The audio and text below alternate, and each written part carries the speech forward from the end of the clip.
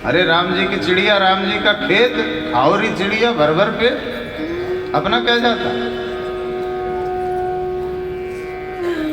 बस ऐसी प्रवृत्ति के कारण आखिरकार सब घर वालों ने उसको छोड़ दिया। और यही भरत जी चाहते थे कि घर से पीछा छूटे, जैसे भजन करो।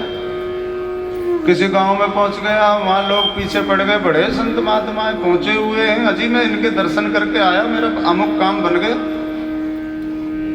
जंगल में भी लोग उसके पीछे चल रहे हैं, दिव्य तेज है उसके मस्तक पर।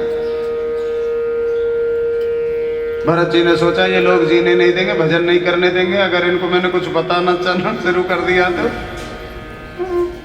पर ये लोग तो सब जगह हैं, मैं जाऊं कहां। इसलिए भरत जी ने एक 250 ग्राम का पत्थर लिया और मुंह पे रख लिया। दूसरे दिन लोग दर्शन करने आए, बाबा जी के दर्शन करेंगे, देखा पत्थर मुंह पे रखा, अरे ये तो पागल है। पागल समझकर सब लौट गए। भरत जी ने उस पत्थर को प्रणाम किया, भला हो तुम्हारा, जब मैं अब भजन कर पाऊंगा। लोगों ने पीछा छोड़ दिया पागल समझकर। अच्छा, हम लोग अपने आप को बुद्धिमान साबित करने पर दृढ़ हैं कि हमारे जैसा विद्वान कोई नहीं। और वो भरत जी थे कि मुझे लोग पागल समझें तो ही मेरा भला। आखिरकार भरत जी जंगल में घूम रहे थे। इधर एक दिन कुछ डाकू वहां जंगल में रहते थे, तो डाकुओं के सरदार ने मन्नत मांगी थी कि हमारे पुत्र होगा तो हम नर बलि देंगे। आज वो समय आ गया था। सरदार ने आदेश किया डाकुओं को, जाओ जो भी जीव मिले, कोई भी मनुष्य, उसको लेकर आओ, उसकी बलि देनी है। फिर क्या था, ये भरत जी घूम रहे थे, हष्ट पुष्ट तो थे ही, इनको ही डाकू पकड़ कर ले गए। सरदार बोला तुम्हारी बलि दी जाएगी, ठीक, उसको कोई दुख नहीं। अच्छा तुम्हें कुछ खाना पीना है क्या? हाँ। खूब पेट भर के खाया भरत जी ने कि अब तैयार हो जाओ, अब तुम्हारी हम माता के सामने बलि देंगे। तो बोलो क्या करना है? कि इसमें गर्दन रखो।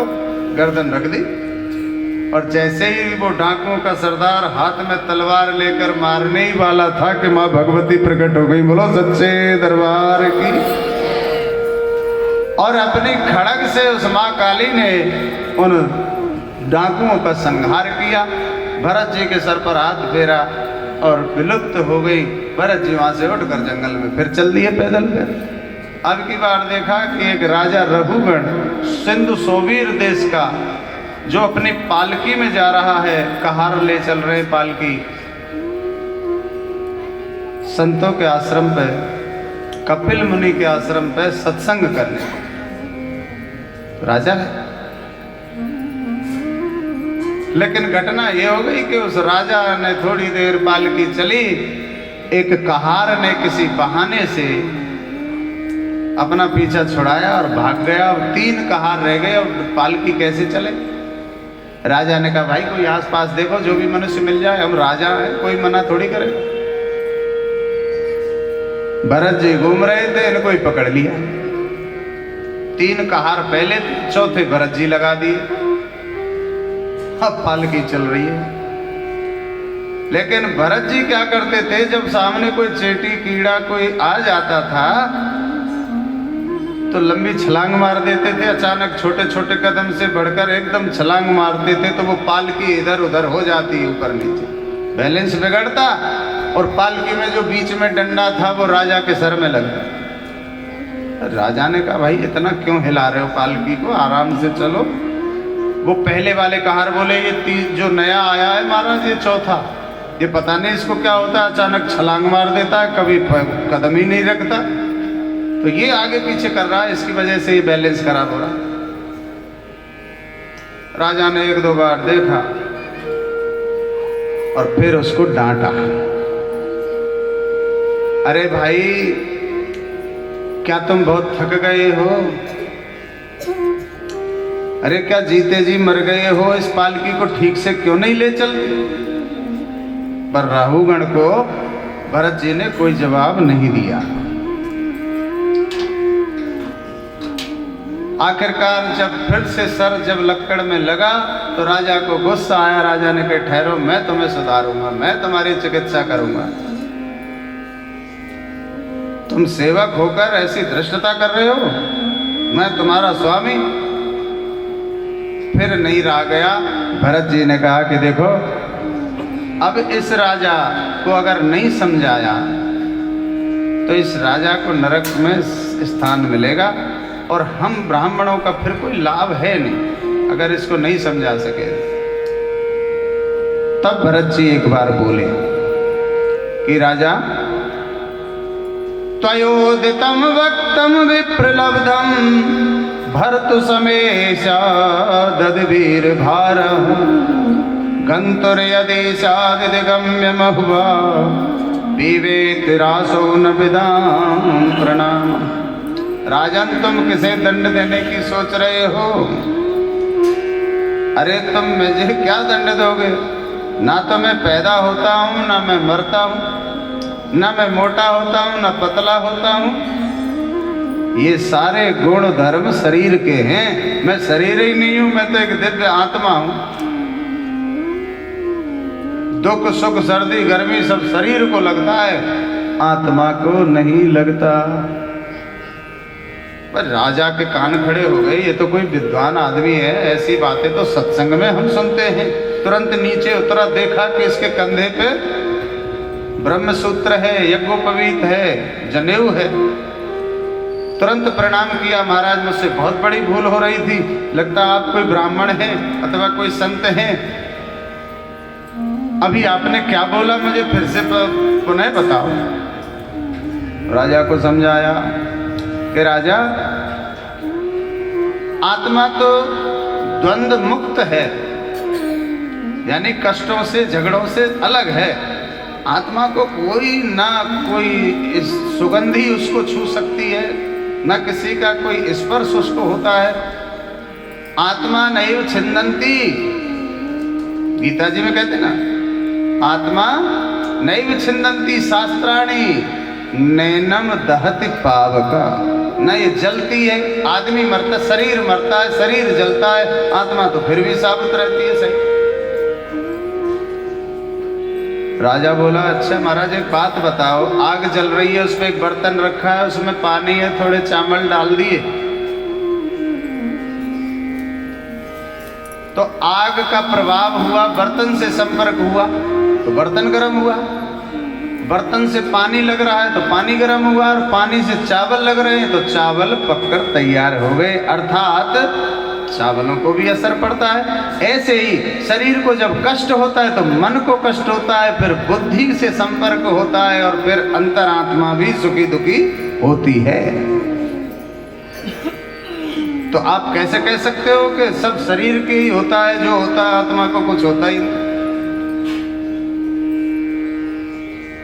तो भरत जी ने समझाया कि राजन सुनो, आप ठीक कह रहे हो, आग जली है, उस पर बर्तन भी है और पानी भी है, उसमें चावल की जगह एक पत्थर का टुकड़ा रख दे, क्या पकेगा? कि नहीं महाराज, उसको तो कुछ नहीं होगा। तो यही समझ लो, जिन चीजों की तुम बात कर रहे हो वो सावयव हैं और आत्मा निरावयव है, उसको कोई फर्क नहीं पड़ता। वो उस पत्थर की तरह कितना ही पानी गर्म करो वो नहीं पकता। ऐसे ही आत्मा भी कोई इसको परिवर्तित नहीं कर सकता, उसको कोई फर्क नहीं पड़ता है। पैरों में गिर गया राजा रघुगण, महाराज मुझे क्षमा कर दो, मुझसे बहुत बड़ी भूल हो गई, मैं महामूर्ख हूं। राजन इतना ध्यान दे लो, शरीर में आत्मा रहती है, लेकिन ये शरीर से फिर भी अलग है। जैसे कमल पानी में रहते हुए भी पानी से अलग होता है, आत्मा विकार रहित है, उसमें कोई विकार है ही नहीं। आप अपने मन को ही आत्मा मत समझो। मन में दुख लगा तो आत्मा दुखी हो गई। आत्मा कहां से दुखी हो गई? मन दुखी हुआ है। मन बुद्धि चित्त और अहंकार, ये चार तत्व दुखी सुखी होते हैं। आत्मा कभी सुखी दुखी नहीं होती है, ना वो जलती है ना सड़ती है, मरने के बाद में भी वो चली जाती है, सेब जैसी है वैसी ही दूसरे शरीर में। अच्छा राजन एक बात बताओ, आप ऐसे नहीं समझोगे, तुम भी मरोगे और मैं भी मरूंगा, फिर स्वामी कौन और दास कौन?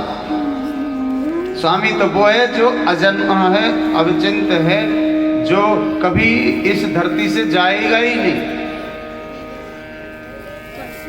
स्वामी तो उसको कहेंगे जब तुम भी मरने वाली चीज हो, मैं भी मरने वाला हूं, तो फिर कोई ना स्वामी है ना कोई किसी का नौकर है।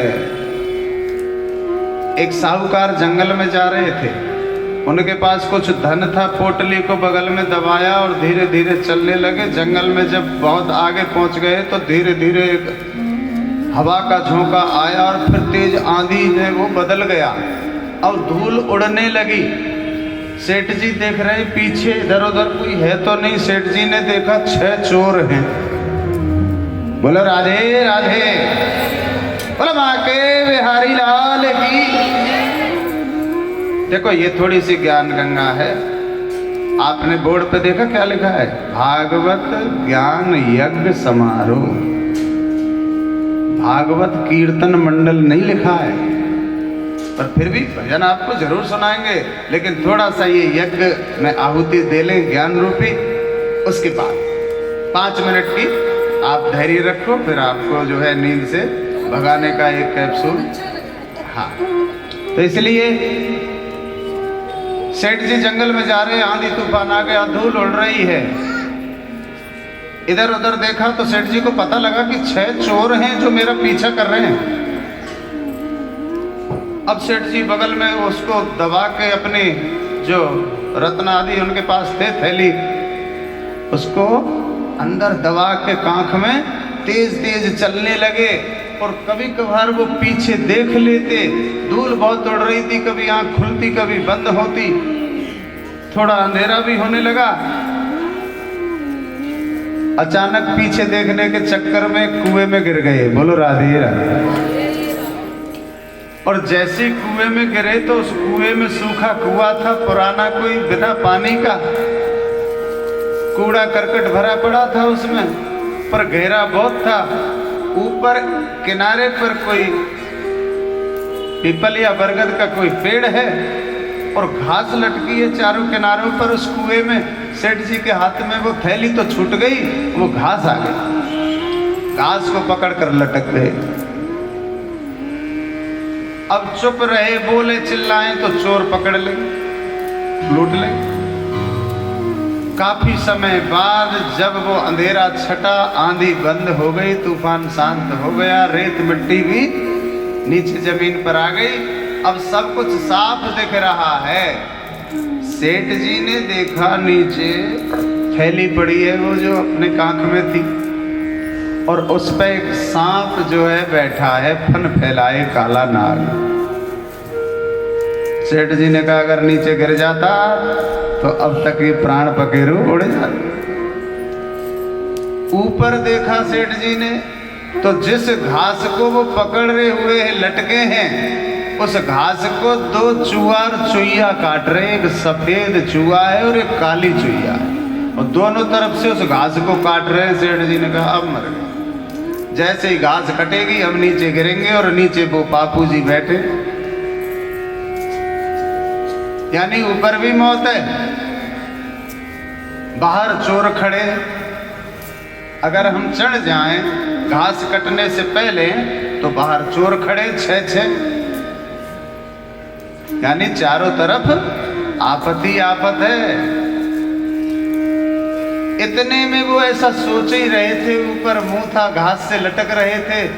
कोई मधुमक्खी का छत्ता था उस पेड़ में लगा हुआ था, जिस जो कुएं के किनारे पर पेड़ था, उसमें से एक बूंद शहद की टपकी सेठ जी के होठ पे अटकी। और जैसे ही सेठ जी ने जीभ से उस शहद को चाटा, सब भूल गए। मीठा शहद उसमें वो भूल गए एक क्षण के लिए। इतने में दूसरी बूंद टपकी और फिर होठ पे अटकी। धीरे धीरे करके देखा कि शहद की धारा ऊपर से गिर रही है, और सेठ जी ने मुंह आगे कर दिया। वो भूल गए कि नीचे मृत्यु है, सांप बैठा है, और ऊपर ये चुईया काटने लग रही है चूहा। सब कुछ भूल गए उस शहद के स्वाद में, और इतने में चूहा चुईया अपना काम कर गए, और सेठ जी धड़ाम से नीचे गिरे, और सांप ने हरिओम तत्सत। वही स्थिति राजा तुम्हारी है। भरत जी कहते हैं कि काम, क्रोध, मोह, लोभ, मद और मत्सर ये 6 चोर हैं जो हमारे पीछे पड़े। अगर जरा सी असावधानी हुई वहीं ये घेर लेंगे हमें। ये काली जो चुईया है वो रात है और सफेद चूहा है वो दिन है। ये रात और दिन हमारी आयु को, आयु रूपी घास जो उम्र है हमारी, उस उम्र को काट रहे हैं। रोज एक रात एक दिन घट जाती है, कम हो जाती है और आखिरकार ये हमारी आयु रूपी जो घास है ये कट जाती है और हमारा कल्याण हो जाता है, मृत्यु हमें ग्रहण कर लेती है। लेकिन जन्मदिन मनाते हैं तो हम ऐसा, अरे भाई हम जैसा कोई है ही नहीं। अरे काई का जन्मदिन है, 1 साल कम हो गई बच्चे की, पूजा करो उस मौके पे कि भगवान 1 वर्ष तो गया, आगे आने वाले वर्ष इसके शुभ हों। लेकिन हमने मोमबत्ती बुझानी है, बेल कट रही है, उसका ध्यान नहीं है। अपने अपनी सामर्थ विचार। राजा तुरंत समझ गया, चरणों में गिर गया, प्रभु अब आप बता दो मैं, आप हो कौन? क्या आप स्वयं कपिल भगवान ही तो नहीं है? नहीं राजन, मैं तो एक साधारण जीव हूं। सुखदेव भगवान कहते हैं कि परीक्षित, जन्म होना, मरण होना, बूढ़ा होना, रोग शोक चिंता, ये चक्र समाप्त होने वाला कभी नहीं है। ये बहुत लंबा रोग है। एकांत में सच्चे और अच्छे विचार ही इसकी दवाई है और कोई दवाई नहीं है। राजा परीक्षित ने पूछा, भगवान अगर मन बिगड़ भी जाए कभी तो उसको कैसे शांत करें? कभी ऐसा हो जाए, मन में विचार आ जाए भक्त प्रहलाद, तो फिर क्या करें? हाँ तो तुम करो जो करना है। कि जिभ्या सदैवं भज सुंदराणि, नामानि कृष्णस्य मनोहराणि, श्री कृष्ण गोविंद हरे मुरारी, हे नाथ नारायण वास। तो कृष्ण भक्ति अर्थात कीर्तन करना चाहिए जब मन विचले। बोले बाके बिहारी लाल की जय। तेरे नैना तेरे नैना तेरे नैना तेरे नैना, हो तेरे नैना बड़े रसीले, मोटे मोटे बड़े कटीले। तेरे नैना बड़े रसीले, मोटे मोटे बड़े कटीले। तेनु नजर नहीं लग जावे, तेनु नजर नहीं लग जावे मेरे साथ। मेरा सावरा सलोना घनश्याम, मेरा सावरा सलोना घनश्याम, मेरा सावरा सलोना घनश्याम।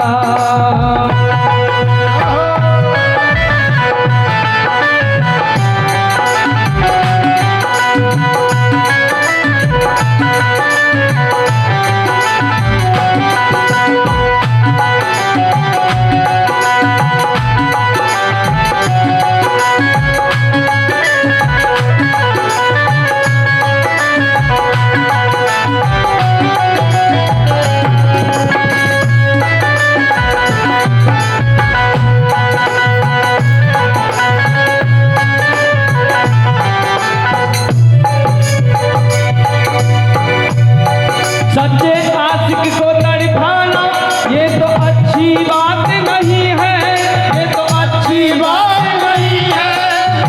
ये भी मैंने माना, मेरे जैसे और कई है। ये भी मैंने माना, मेरे जैसे और कई है। सुन मुरली की ये ताने, सुन मुरली की ये ताने, निकलेगा मेरा सावरा सलोना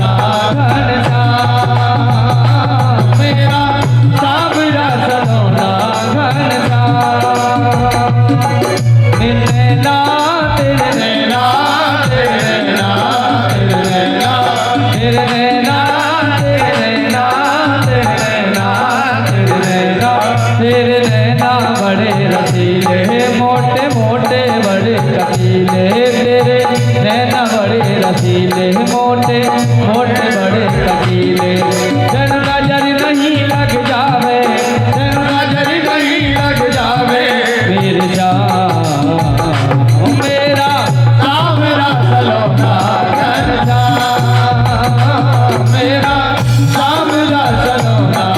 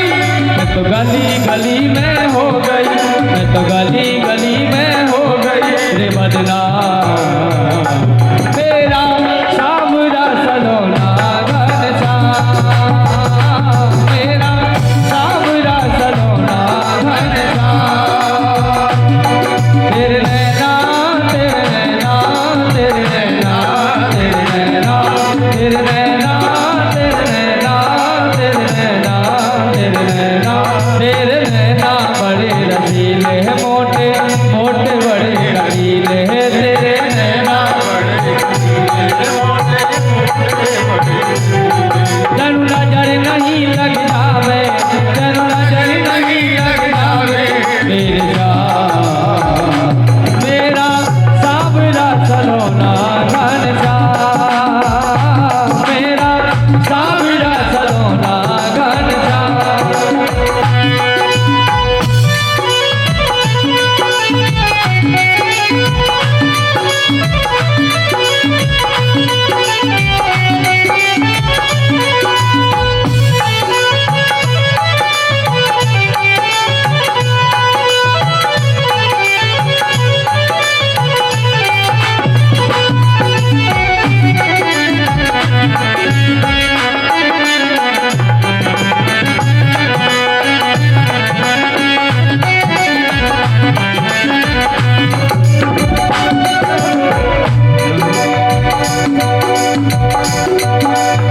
तेरी प्रीत मिटाना मुझको वृंदावन में बुलाया प्यारे वृंदावन में बुलाया प्यारे वृंदावन में बुलाया कि तेरे नैनों की मार ने हमको मार डाला अब पता चला है कि इन नैनों से तुम करते हो गड़बड़ झाला काशी नैनों की मार हमसे दूर रहती हमारे दिल को इतनी यात्रा न सहनी होती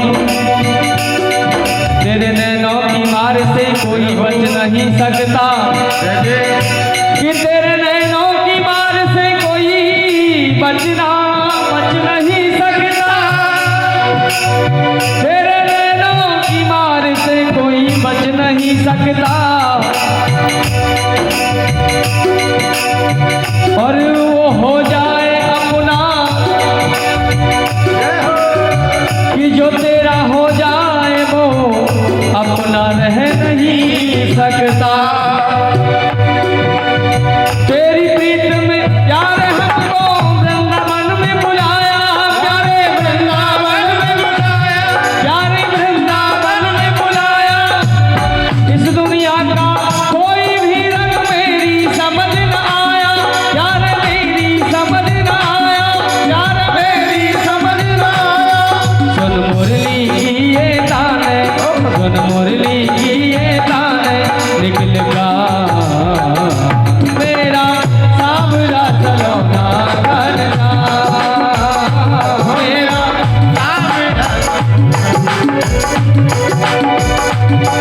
तेरे नैना तेरे नैना तेरे नैना तेरे नैना तेरे नैना तेरे नैना तेरे नैना तेरे नैना तेरे नैना बड़े रसीले मोटे मोटे बड़े कटीले तेरे नैना बड़े रसीले मोटे मोटे बड़े कटीले तेनु नजर नहीं लग जावे तेनु नजर नहीं लग जावे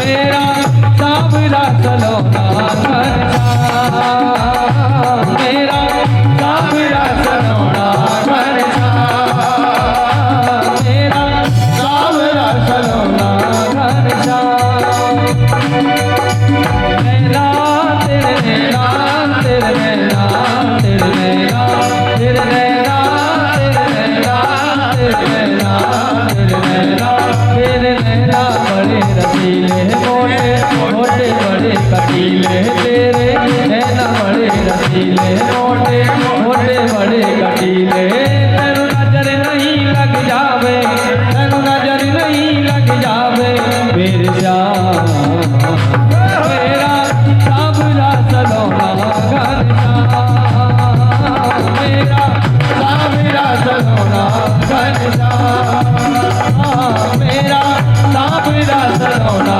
घनश्याम मेरा सावरा। उठाइए दोनों हाथ भाव के साथ में ताली सेवा करते हुए मेरे ठाकुर के नैनों का वर्णन करते हुए मेरा सावरा सलोना घनश्याम मेरा सावरा सलोना घनश्याम मेरा सावरा सलोना घनश्याम मेरा सावरा सलोना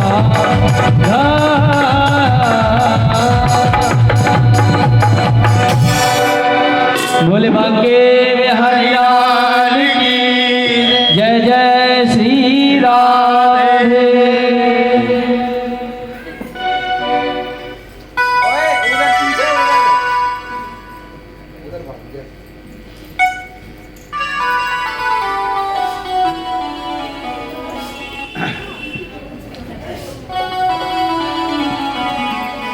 बोलिए श्री वृंदावन बिहारी लाल की।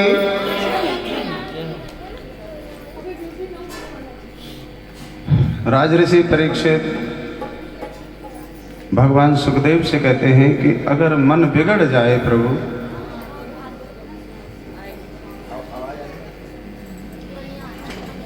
तो क्या करें कि भगवान का आश्रय ले, और अगर आश्रय ना ले तो सुखदेव भगवान कहते हैं कि प्रभु अपने आप विवश कर देंगे शरण लेने पर। इसका मतलब राजी राजी अन्यथा गैर राजी। कि दाग तेरे दामन के धुले ना धुले, कि दाग तेरे दामन के धुले ना धुले, नेकी तेरी कहीं पर तुले ना तुले। बड़ाई मान में कुछ नहीं रखा है, कोई हमारी तारीफ करे ना करे क्या फर्क पड़ता है उससे। कर्म तो जो है वही रहेगा जो कि तुम। कि दाग तेरे दामन के धुले ना धुले, नेकी तेरी कहीं पर तुले ना तुले। मांग ले गलतियों की माफी प्रभु से, क्या पता कल ये आंखें खुले ना।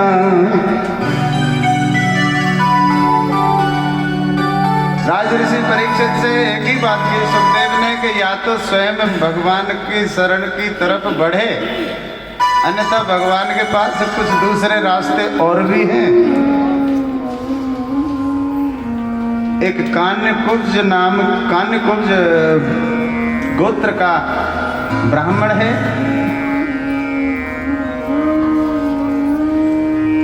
जो किसी वैश्या के साथ किसी को संसर्ग करते देख लेता है तो उसकी भी बुद्धि बिगड़ जाती है और वो भी वैश्या गमन करने लग जाता। विवाहित है, नाम है अजामिल। शुद्ध, सात्विक और बुद्धिजीवी ब्राह्मण है, ध्यान देने योग्य बात। लेकिन जैसा होते देखते हैं हम, वैसा मन हमारा हो जाता है। तो घृणित कार्य के संपर्क में जब हम लगातार रहते हैं, अब रोज ठेके वाले से दोस्ती हो तो किसी न किसी दिन एक पैग जबरदस्ती पीना पड़ेगा। अरे उस रास्ते से क्यों चले जहां कांटे हैं, पहले से पता है। अजामिल नाम का वो शुद्ध ब्राह्मण, विशुद्ध भक्ति करने वाला, बुद्धिजीवी, प्रकांड पांडित तो कान्य कुब्ज शुद्ध ब्राह्मण। लेकिन उसने किसी ऐसा के साथ किसी को संपर्क करते देखा तो उसका भी मन बिगड़ गया और अपनी पत्नी को छोड़कर वैश्या के साथ रहने लगा। कभी कभार घर पे आता, पत्नी बहुत दुखी है, अकेली रहती है। एक दिन पत्नी ने देखा कि कुछ संत दरवाजे पर आए हैं और वो भिक्षा की याचना कर रहे हैं। दौड़ती हुई आई और भिक्षा देने लगी और कहा कि बाबा जी यहाँ से जल्दी चले जाओ। संत समझ गए कि ये बेचारी बहुत दुखी है और इसका दुख दूर नहीं होगा जब तक हम जाएंगे नहीं। हम तो परमार्थी हैं, हमको जाके कहीं करना क्या है। संतों ने कहा कि माता अब तो हम यहाँ भोजन करके ही जाएंगे, और जबरदस्ती वो घर में अंदर जाने लगे। वो बेचारी घबरा रही है, कांप रही है कि देखो तुम जाओ यहाँ से, अन्यथा बहुत अनर्थ हो जाएगा। मेरा पति बड़ा दुष्ट है और वो आ ही रहा होगा, कहीं ऐसा ना हो आपके ये तुमा कमंडल भी वो रख ले। तो इस आशंका में वो बार बार उनको समझा रही है, लेकिन साधु तो जमकर बैठ गए। उनको तो परमार्थ करना है, उन्हें किसी की कोई गाली दे तो फर्क नहीं पड़ता, माला पहनाए तो फर्क नहीं पड़ता। संत है, तितिक्षु संत घर में बैठ गए। वो भोजन बनाने लगी। अच्छा फिर मैं जल्दी बना देती हूँ, आप भोजन जल्दी करके निकल जाए। भोजन कर रहे हैं, वो भोजन थोड़ी कर रहे हैं, वो टाइम पास कर रहे हैं। आखिरकार इतना समय ले लिया कि वो अजामिल नाम का दुष्ट पति उसका आ गया। आते उसने जैसे साधुओं को देखा, कुछ नहीं बोला, अपने डंडा झोली को रखा एक साइड में और गुस्से से उनकी तरफ देखने लगा। जब उन्होंने भोजन कर लिया, पूछा कि बेटी यही है तेरे पति? तो सर हिलाया कि हाँ। पतिदेव कह रहे हैं कि कौन है ये और इस तरह से कैसे बैठा रखे, इनको कहो जा। कि भाई हम खुद जा रहे हैं, आप गुस्सा ना करो, क्रोध ना करो वत्स। हमने भोजन किया है तो हम चाहते हैं कुछ दक्षिणा हो जाए। बिना दक्षिणा के भोजन अधूरा है। क्या चाहिए दक्षिणा में? क्या हमें कोई धन नहीं चाहिए। हम चाहते हैं कि हम देख रहे हैं प्रारब्ध में कि तेरी पत्नी गर्भवती है और इसको बेटा होने वाला है। अजामिल बोला कोई ज्यादा खुश होने की जरूरत नहीं है, साथ पहले से हैं। कि नहीं, हम इस बात से खुश नहीं हो रहे, हम ये चाहते हैं कि हमारे कहने से इस बालक का नाम तू नारायण रख लेना। हाँ हाँ रख लूंगा, जाओ, तो यही हमारी दक्षिणा है। हाँ ठीक है, अब निकलो। साधु ने कहा क्या रखेगा? तो वही जो तुमने बताया। तो क्या बताया हमने? वही तो पूछ रहे हैं। क्या नारायण रख लूंगा, जाओ। संतों को बड़ी तसल्ली मिली कि चलो इस दुष्ट ने एक बार नारायण नाम तो लिया। दूसरा बोला मुझे कुछ सुनाई देता है, मुझे बताओ क्या रखोगे? वो झुंझला कर जोर जोर से कहने लगा, अरे नारायण नारायण नारायण रख लूंगा बाबा, अब जाओ यहां से, वरना मेरी सटक गई तो फिर तुम्हारे ये तुमा कमंडल सब गए, चिमटा जो झोली लेके आए। हाँ, संतों ने कहा ठीक है, तेरा कल्याण हो। वो चले गए। अब वो समय आया, समय आने पर पुत्र हुआ। तो ना चाहते हुए भी पत्नी के कहने से नारायण नाम रख लिया। बोलो कुछ भी रख ले, मुझे क्या मतलब नारायण से। नाम रख गया नारायण। अब जीवन व्यतीत वैश्या के साथ हो रहा है। अंत में जब वो मरने ही वाला था, प्राण पखेरु उड़ रहे, तो उसको यमदूत दिखाई दे रहे हैं। भयानक यमदूतों के आते ही अब उसके श्वास प्रश्वास सब रुकने लगी और घबराया, दिल जोर जोर से धड़क रहा है, प्राण निकलने ही वाले हैं कि अब वो अपने बच्चे को देखा दूर खेल रहा है। वही बच्चा नारायण नाम का, उसको जोर से पुकारा कि नारायण मुझे बचाओ। वो बालक दौड़ते हुए नहीं आया, उससे पहले नारायण के दूत आ गए। बोलो राधे राधे। भगवान के पार्षद आ गए जिनका स्वरूप भगवान जैसा ही है, और यमदूतों को मारकर भगा दिया। यमदूत जाकर लौटे यमराज के पास, महाराज तुमने कहाँ भेज दिया? वहां तो भगवान के पार्षद आए, हमको बहुत मारा पीटा भगा दिया। तुम कहते हो लाओ उसको यजामिल को, वो कहते मत ले जाओ, इसने नारायण का नाम लिया है। यमराज बोला वो ठीक ही तो कहते। तो महाराज हमको एक बार बता दो, हमें बार बार आकर नारायण भगवान के जो है पार्षद रोक देते हैं, हमको किसको लाना चाहिए किसको न लाना चाहिए यहाँ? कि जिभ्यानवक भगवद नाम देयम चेतस्य न स्मरन्ति तच्चरणारविंदम। जिसकी जिभ्या नारायण का नाम ना ले, भगवान का वो स्मरण ना करे, हरि का नाम ना ले, उसको बिना पूछ लिया। जिसका भगवान के मंदिर की तरफ कभी चरण चले ही नहीं हो, गए हो, तत्चरणारविंदम, उसको मेरे बिना पूछे भी लिया करो यहाँ नरक में। यमराज कह रहे हैं यमदूतों से कि कृष्णायनो नमति मच्छरम, जो श्री कृष्ण के चरणों में कभी मस्तक नहीं नवाता हो, मुझे पूछने की जरूरत नहीं है, मारो और उसको ले आओ जबरदस्ती। जो श्री कृष्ण के चरणों में नमस्कार ना करे। कृष्णायनो नमति मच्छरम एकदा पितानात मध्यमस्तो कृत विष्णु कृतानम। एक बार भी जो हरि का नाम ले ले, उसकी तरफ देखना भी मत। निर्धारित हो गया। और फिर उसने तो 4 अक्षर नारायण, इन 4 अक्षरों को लिया है, तो नारायण स्वयं आ जाते। वो तो शुक्र मनाओ कि उनके पार्षद आए, दूतों ने क्षमा मांगी। अंत काले क्षमा में स्मरण मुक्ता कलेवरम। सुखदेव जी फिर वही कह रहे हैं कि अंत काल जैसी स्मृति रहेगी, यह प्रयाति समदभाव मयस्ति नयस्तन्न संशय। वैसा ही कलेवर, वैसा ही जीव को जन्म प्राप्त होगा। यदा नारायणेति जगद चक्षुरम। और अगर इस झंझट से बचना है, कहाँ जाएं कहाँ नहीं जाएं, क्या करें क्या नहीं करें, तो नारायण नाम लिया करो।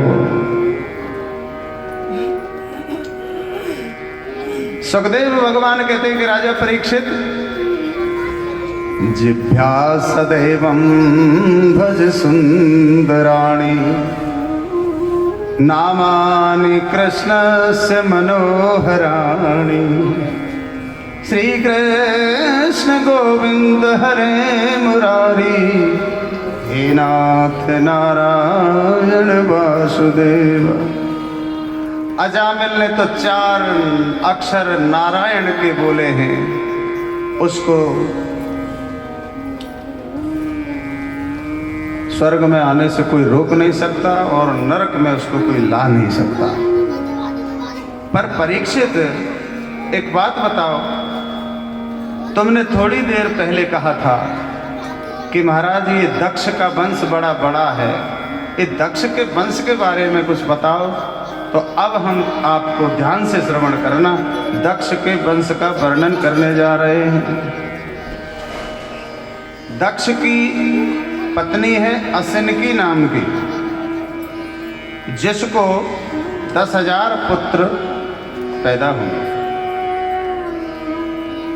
ये मानसिक सृष्टि थी साहब। जब एक होती है कल्पना सृष्टि, एक मानसिक सृष्टि, एक योग सृष्टि, एक भोग सृष्टि जो अब है। तो 10,000 पुत्र दक्ष की पत्नी को असिनकी को जैसे ही पैदा हुए, नारद ने कहा सुनो इधर आओ, क्या लोगे यहाँ, विवाह शादी करके बेकार में खामोखा पचड़े में पड़ते हो, जाओ भजन करो। 10,000 की 10,000 नारद ने विदा कर दिए, जंगल में चले गए जन्म लेते। उसके बाद पुनः 100 बेटा जन्म लिए। नारद ने कहा तुम्हारे भाई पागल थोड़ी थे जो वो भजन करने गए, तुम भी वहीं जाओ। अब दक्ष को गुस्सा आ गया। दक्ष ने यही श्राप दिया, अहो असाधु साधुना। अरे देखने में तू साधु है पर वास्तव में तू बड़ा असाधु है, तेरी ऐसी दुष्ट बुद्धि है नारद। दक्ष कह रहे हैं साधु लिंगेन नस्तया असाध्य कार्यम काणाम भिक्षो मार्ग प्रदर्शित। मेरे बच्चों को तूने भिक्षा मांगने के लिए छोड़ दिया, वो यहाँ रहते सृष्टि रचती, आगे मैं ब्रह्मा जी को क्या कहूंगा।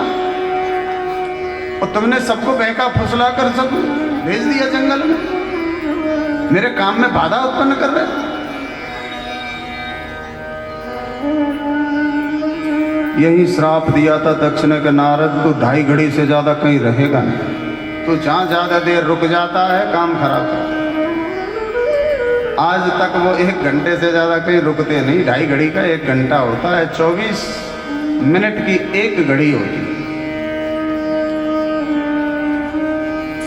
उसके बाद दक्ष के 60 कन्याओं ने जन्म लिया, जिनमें से 27 चंद्रमा को ब्याही हैं, 10 धर्म को ब्याही थी, बाद में 4 और 3 7 ने बाद में विवाह किया था। अर्थात टोटल 17 पत्नियों के स्वामी कश्यप ऋषि हैं। 27 के चंद्रमा, 2 भूतों को ब्याही, 2 अंगरा ऋषि को ब्याही, 1 समस्त पितरों को ब्याही और 1 भगवान शिव को ब्याही, सती नाम की कन्या। ये 60 कन्याएं दक्ष के। कश्यप की 4 पत्नी तो ऐसी हैं जिनके जीव होते मनुष्य नहीं होते। एक कद्रु नाम की बेटी है दक्ष की, जो कश्यप ऋषि को ब्याही है, जिसके नाग जन्म लेते, नाग माता कहते हैं उसको कद्रु। देवता और मनुष्य होते हैं कश्यप की पत्नियों के, लेकिन 4 पत्नी ऐसी हैं जिनके अन्य जीव होते हैं। एक पत्नी का नाम है विनीता, जिसके बेटा हैं अरुण और गरुण। गरुण भगवान की सवारी है, अरुण सूर्य का सारथी है। बोलो राधे राधे।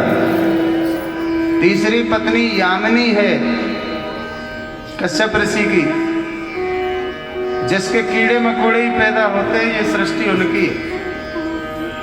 और चौथी जो पत्नी है उसका नाम पतंगी है, जिसके पशु पक्षी जन्म लेते हैं। इस प्रकार 4 प्रकार की सृष्टि बनी। अगर मनुष्य ही होते कश्यप ऋषि की पत्नियों के, तो फिर इस दुनिया में मनुष्य ही होते और जीव नहीं होते। पर इन 4 पत्नियों ने विभिन्न जीवों को जन्म दिया, इसलिए ये 84 लाख प्रकार के जीव बने। बोलो राधे राधे राधे राधे।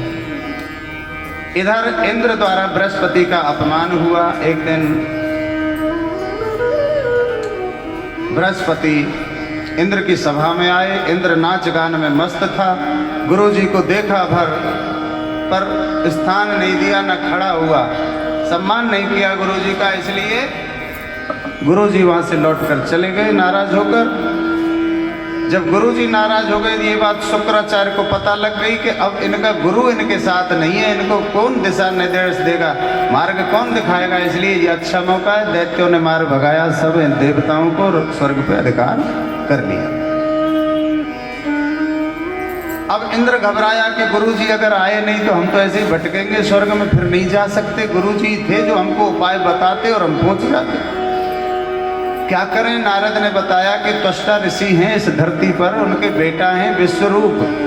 जाओ उनके पास, उनको पुरोहित बना लो, वो तुम्हें सद्मार्ग दिखाएंगे और तुम पुनः स्वर्ग पर आरूढ़ हो जाओगे। इंद्र आदि देवता गए, विश्वरूप को पुरोहित बना के ले आए। उसने नारायण कवच नाम की विद्या सिखाई। देवता उस नारायण कवच को पढ़कर युद्ध करते तो हथियार उनके शरीर से लगकर टूट जाते। दैत्य पराजित हो गए, देवता जीते, पुनः अधिकार स्वर्ग पे हो गया। इंद्र बोला अब हमको एक यज्ञ करना है। खुशी में जैसे यज्ञ करने को उद्यत हुए, विश्वरूप आहुतियां बोल रहा था, लेकिन विश्वरूप सकुटुंबस्य बोल रहा था। तो एक अर्घ्यु ने, अर्घ्यु होता ब्रह्मा, ये यज्ञ के चारों कोनों पे बैठते, एक अर्घ्यु ने चुगली कर दी इंद्र से कि ये तो तुम्हारे शत्रुओं की भी, भाई इंद्र के भाई तो दैत्य हैं, तो बोले ये दैत्यों की, राक्षसों की भी आहुति डलवा रहा है। इतना सुना इंद्र ने, सोचा समझा नहीं, वज्र उठाया और विश्वरूप ब्राह्मण का धड़ सर से अलग कर दिया। अब धड़ से सर अलग हो गया जी, पुरोहित ही मार दिया। ऐसे इंद्र को ब्रह्म हत्या लग गई। तो अष्टा ऋषि को पता लगा कि यहाँ आए, निवेदन करके मेरे बेटे को ले गए और मार दिया। जब स्वर्ग मिल गया तो इतने घमंड हो गया। यज्ञ किया तो अष्टा ऋषि ने उस यज्ञ से एक बहुत बड़े विशालकाय पुरुष को पैदा किया, जिसका नाम है वृत्रासुर। ये वृत्रासुर को इसलिए पैदा किया था कि इंद्र को मारे, लेकिन संस्कृत बोलने में गुरुजी गुस्सा में गलती कर गए। इंद्र सत्तोर विवर्धस्व, अर्थात इंद्र से मरे, ऐसा बोल गए उल्टा।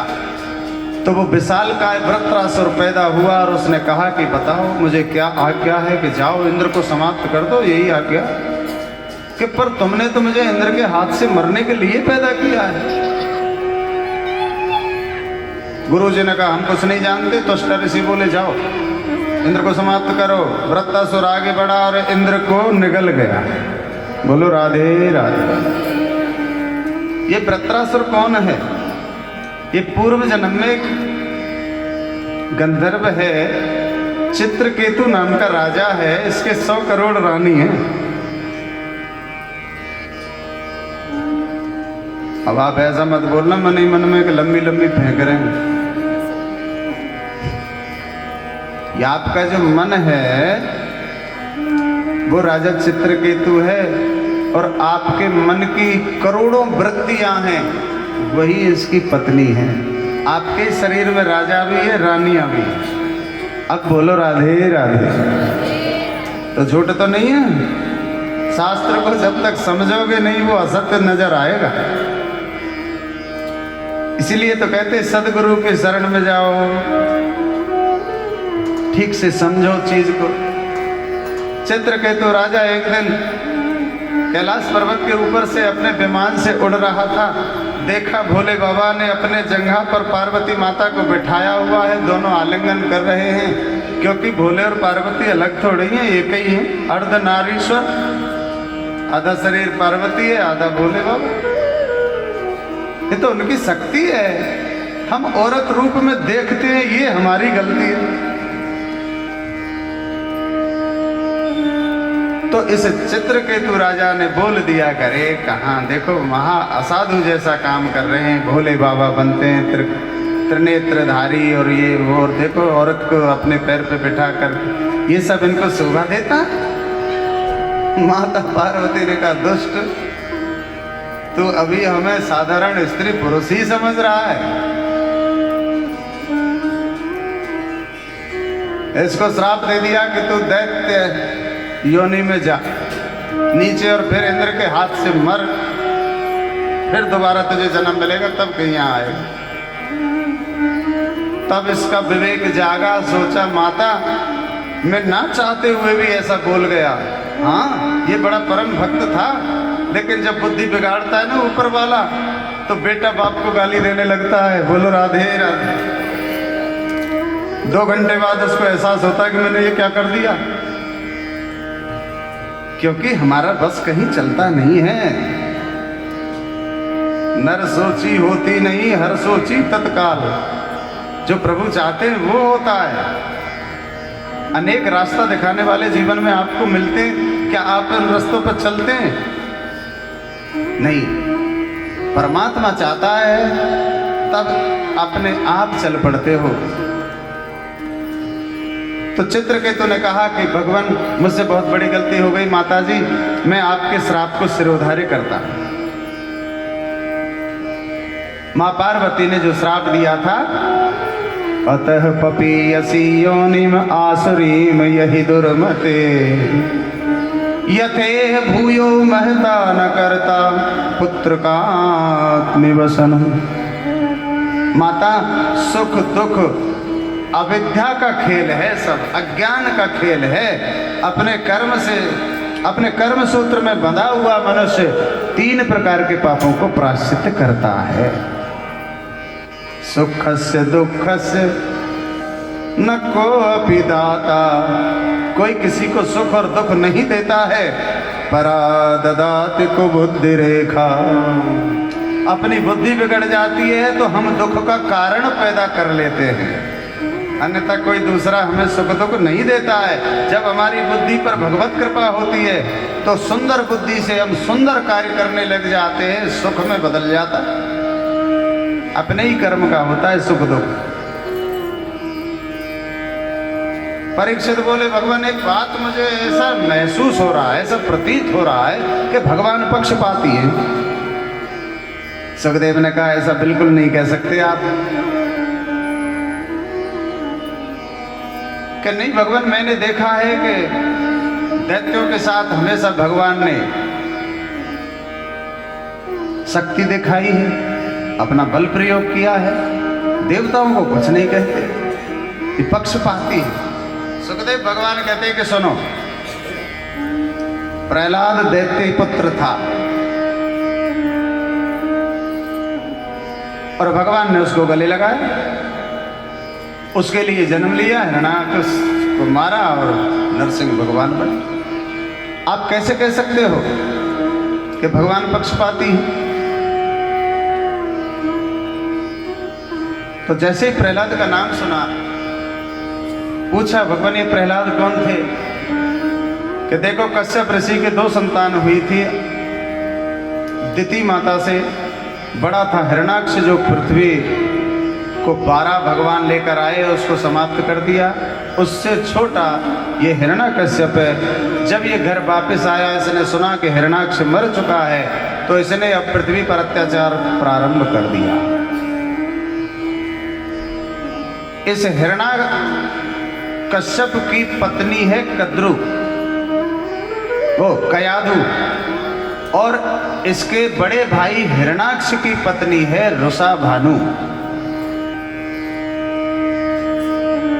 अपने भाई का बदला लेने के लिए इसने घोर तपस्या की, ब्रह्मा जी को प्रसन्न किया। ब्रह्मा जी ने कहा वर मांगो हिरण्याकश्यप। तो हिरण्याकश्यप ने कहा भगवान मुझे अमर कर दो। कि वो मैं नहीं कर सकता, वो तो मैं भी नहीं हूं,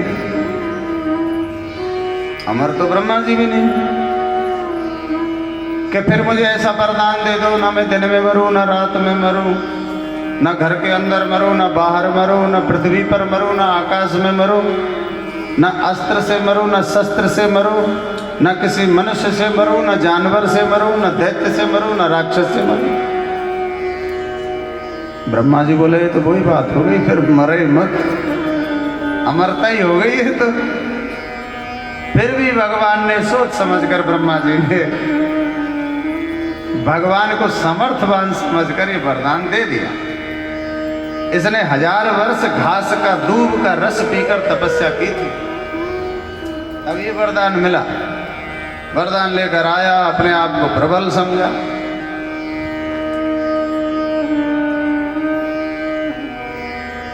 जब देवताओं के साथ युद्ध चल रहा था इस हिरण्याकश्यप का, हिरण्याक्ष का, इसके बड़े भाई का, तो ये हिरण्याकश्यप उस समय भी घर नहीं था।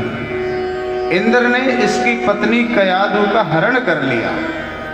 जब स्वर्ग ले जाने लगा, मारने लगा उसको वज्र से, तो नारद जी ने कहा था कि ये हिरण्याकश्यप की जो पत्नी है कयाधु, इसके गर्भ में भगवान का परम भक्त है प्रहलाद।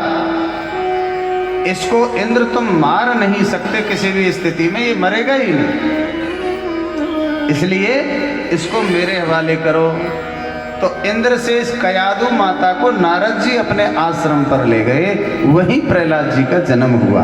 बोलो राधे राधे। राधे राधे। अब जब वरदान प्राप्त करके हिरण्याकश्यप अपने घर लौटा तो इसने कयादु को भी नारद जी ने इसको दे दिया कि भाई अब तुम अपने घर आ चुके हो, अपनी पत्नी को संभालो।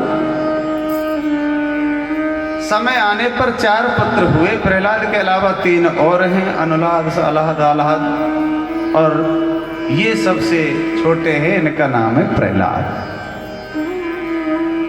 प्रहलाद गान विद्या में बड़े प्रवीण हैं। अरे तेरी बात नहीं कर रहा, ये भी प्रहलाद हैं और ये भी गान विद्या में बड़े परफेक्ट हैं। अभी देखो भजन सुनाएंगे आपको 5 मिनट बाद। तो प्रहलाद, इसका भाव अर्थ समझ लो। प्रह माने अभाव, कमी। घर में कमी नहीं होती है, किसी चीज की कमी हो, धन की हो या सुविधा हो। तो अभाव में भी जो आह्लादित रहे, प्रसन्न रहे, वो प्रहलाद। कोई भी कमी हो घर में, आपके भाग्य बस है तो आप उसमें दुखी ना रहें, उसमें भी जो प्रसन्न रहे, खुशी आती भी उसी घर में। और जो कमी में रोने लग जाए तो फिर वो रोता ही रहता है। इसलिए प्रहलाद बनो, हिरण्याकश्यप मत बनो। अभाव में भी खुश रहता, हमेशा हरि शरण, हरि नाम लेता रहता, क्योंकि इसको बचपन से ही एक ग्रह लग गया है। ग्रह गोचर होते ना कुंडली में, ऐसे ही प्रहलाद को एक ग्रह लग चुका है। और वो ग्रह कौन सा है?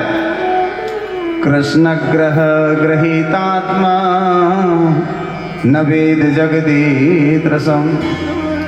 कृष्ण नाम का एक टेढ़ी टांग वाला ग्रह इस प्रहलाद को जन्म से ही लग गया। अब ये कुछ और नहीं करता, श्री हरि नारायण नारायण। थोड़ा बड़ा हुआ, हिरण्याकश्यप ने इसने पाठशाला में भेज दिया, उसकी तो खुद की यूनिवर्सिटी है। शुक्राचार्य गुरुजी के 2 बेटे हैं, संड और मर्क, जो इसको शिक्षा दे रहे हैं अन्य विद्यार्थियों के साथ। जब ये थोड़े बड़े हुए, थोड़े दिन पढ़ने लगे, तो एक दिन प्रहलाद से पूछा हिरण्याकश्यप ने कि बेटा आपने क्या सीखा स्कूल